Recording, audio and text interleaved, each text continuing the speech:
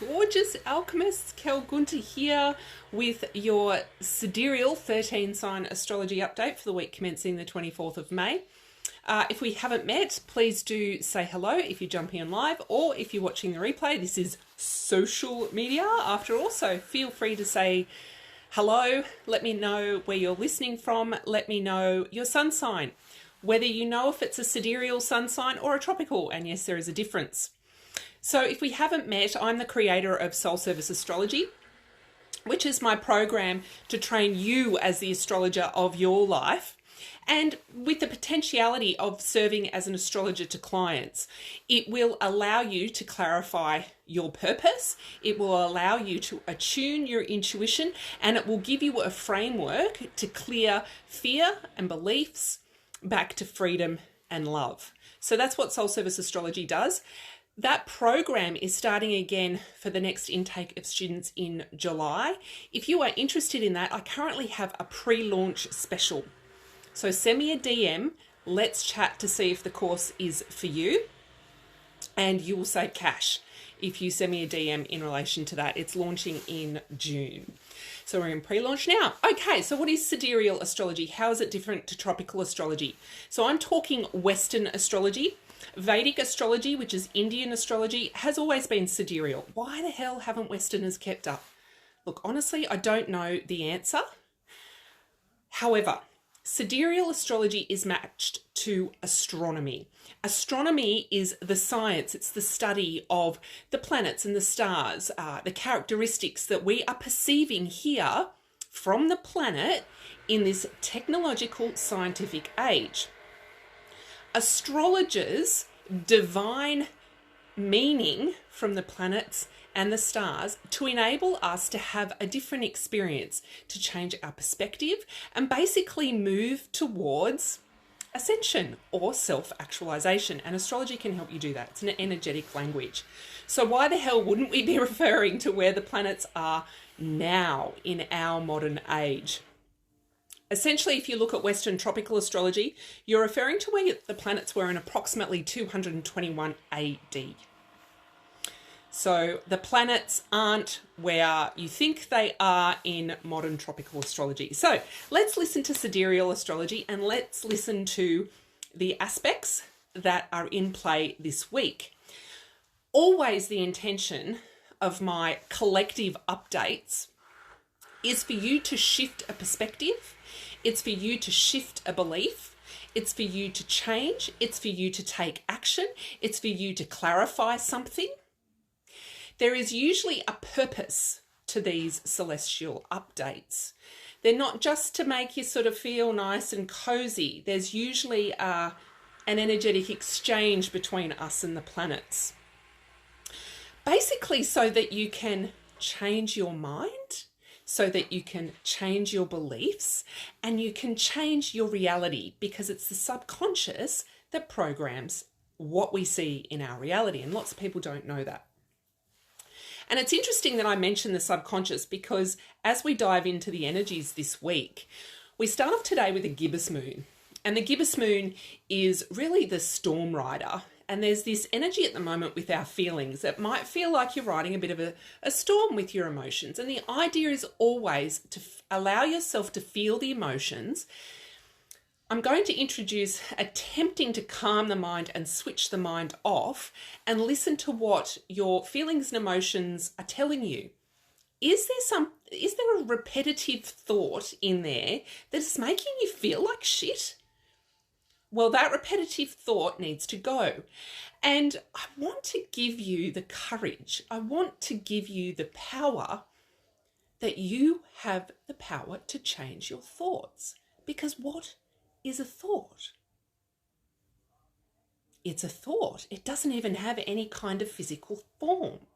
So if there is a thought that is bringing you down, you have the opportunity to change that. Now, with this week's energy, it's going to culminate at the end of the week with Mercury going retrograde in Taurus. There's still a lot of Taurus energy around. Taurus is really about coming into alignment with our values and what we perceive as our wealth. it's our wealth. It's not shared wealth, it's our wealth. What do we perceive as our wealth, and what values is that wealth founded on? Now, when I mention wealth, I don't necessarily just mean money. And this is the key to this week's energy, and then the key to the next 24 days of Mercury Retrograde's energy. We need to calm the mind down. So we're calming the mind, we're calming those fluctuating thoughts, and that might sound similar to a lot of you because that is essentially the goal of yoga, is to come into union with our body, our mind, our spirit, our environment, calm the fluctuations in our mind down, and come to a place of stillness and peace and realize that the abundance lies all around us already. Our wealth is already there. We just need to appreciate it and be grateful for it. So that's where we're heading with this week's energy, to get to the Mercury retrograde that starts on Saturday. Okay. Now I'm going to be running 24 days of a practice here on Instagram where you will get to come in every single day. It'll be the same practice, earth coherence. We're going to calm the mind. We're going to take us back into deep connection with the elements of the planet that we reside on. And we're going to feel appreciation, gratitude, and thankfulness for everything that we already have in our life. So if you would like to create that practice in your life, then join me from Saturday night at 8 p.m. Australian Eastern Standard Time. And I'll make sure that I put all the dates up as to when I'm going to go live. But it'll be pretty much 8 p.m. Australian Eastern Standard Time most nights, except Tuesdays and Thursdays. It'll be an hour and a half later. You can join me here to start to instill that practice. Now, as we head towards the Mercury retrograde, the next biggest and most dominating aspect of this week is a full moon. The full moon will be positioned in Scorpio. Now, you might see lots of other astrological posts saying the moon's somewhere else. Honestly, I don't even know where they're saying it. I've stopped watching it. The moon can be observed from our planet in the constellation of Scorpio. Scorpio has this feeling of transformation. It destroys things to enable a rebirth. Now, I'm going to elaborate on that. Now, not only is the full moon happening in Scorpio, but it is a full lunar eclipse. What does that mean? That means the full moon moves. So the full moon is the sun is opposite the moon. That's an opposition. So the sun's sitting over in Taurus. So there's the Taurus energy again, opposite Scorpio. We don't realize what we got. What are we going to do to transform ourselves? What beliefs do we need to transform to realize what we've got? It's going to move through the earth shadow. What is the earth in shadow? The earth in shadow is where we're not appreciating earth, where we're taking too much from earth, where we're not living in alignment. So Taurus is about alignment, where we're not living in alignment with earth. So by our feelings and our emotions in Scorpio, desiring transformation and change and digging deeper, moving through the earth shadow, where are you not living in alignment with your environment? Where are you not living in alignment with the vibration of the abundance that you desire to see in your world? Where have you gone out of alignment with the material world? Perhaps you're seeing the material world as what creates your feeling state. And it's not. Our feeling state starts in here.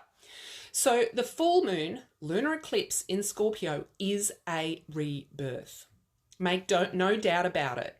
If you ignore it, the destroyer, Scorpio and or Pluto, that's the essence of the destroyer energy, will pull the rug out from underneath your feet.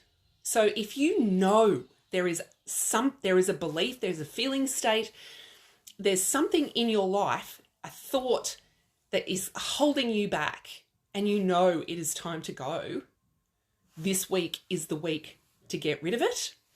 And you can reprogram your subconscious. So this is subconscious reprogramming. When I talk about death and destruction, yes, it may actually be physical death and destruction.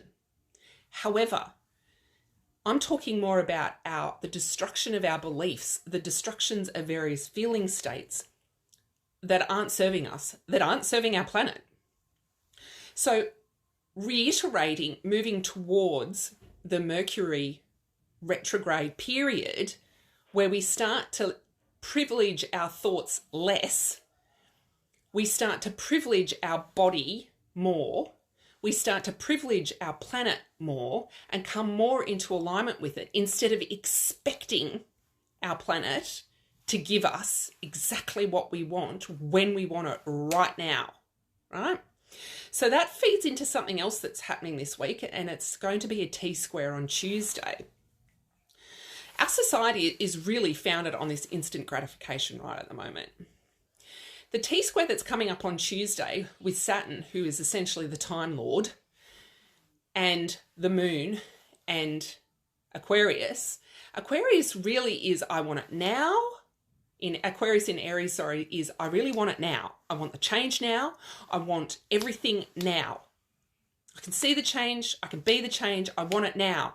And your feelings and emotions in Libra are like, okay, well, we've got to harmonize these a bit. You know, I'm over here in this feeling state and you're wanting to take off with this level of excitement and passion, and I haven't quite caught up.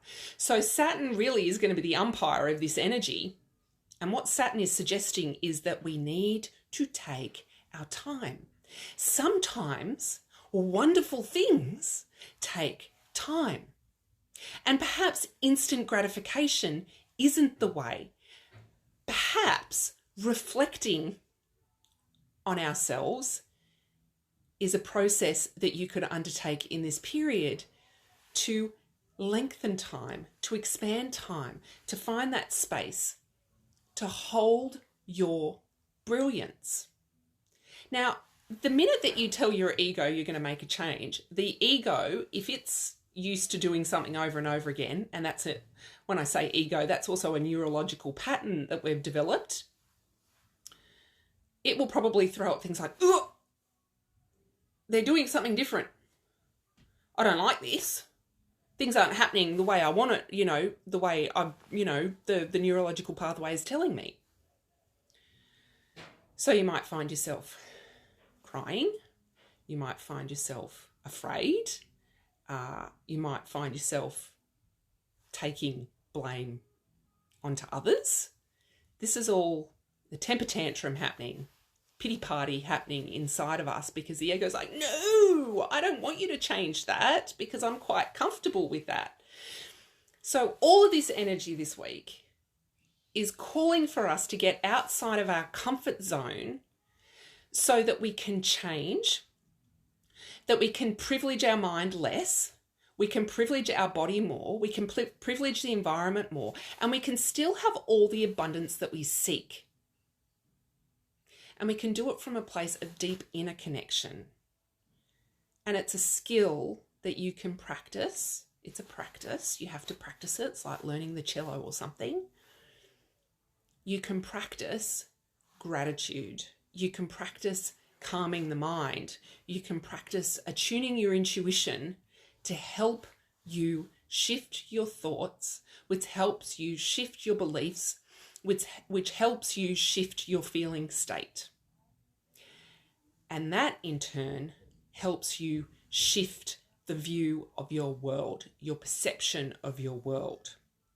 Now, if you don't believe me, I encourage you to join me for 24 days from the 29th of May over Mercury Retrograde to do exactly what I just described, to practice a technique to allow you to calm the mind, connect with the planet, and connect with your gratitude for it and for everything that you already have in your life.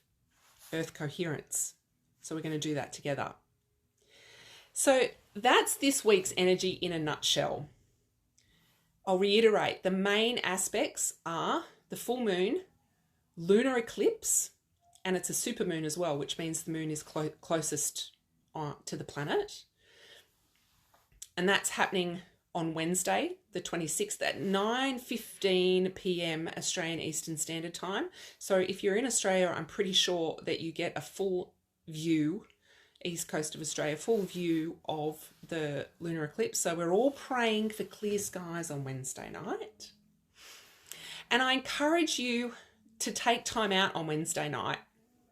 If you're in Australia, another time elsewhere in the world, just check your calendars. To take time out, to allow whatever feelings that you're feeling to bubble up and move out of you and release them, and allow yourself to step into the gratitude for everything that you have at this very moment, and allow yourself to then feel that belief, that thought, that feeling move away.